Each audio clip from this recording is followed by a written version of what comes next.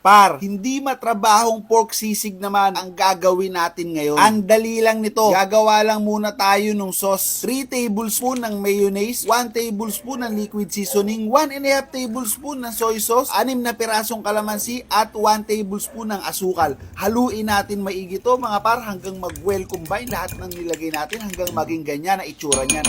Tapos set aside mo muna yan. Ngayon gagamit naman tayo dito ng kalahating kilong giniling. Tatakpan lang natin to, tahayaan lang natin tong magtubig at maya-maya par, lalabas na yung mantika niyan. Paglabas ng mantika niyan mga par, dyan na rin tayo magigisa ng bawang at sibuyas. Gigisahin mo lang yan maigi mga par, tapos ihalo mo na yan dun sa giniling natin.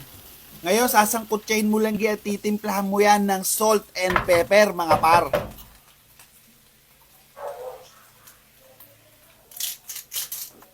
Pagkatapos niyan, ibubuhos mo na yung mixture na ginawa natin kanina. Yan mga par, kitang-kita nyo, nilagay na natin. Ang sarap na nito mga par. Tatakpan lang natin to at papakuluan lang natin to par ng mga 1 minuto lang.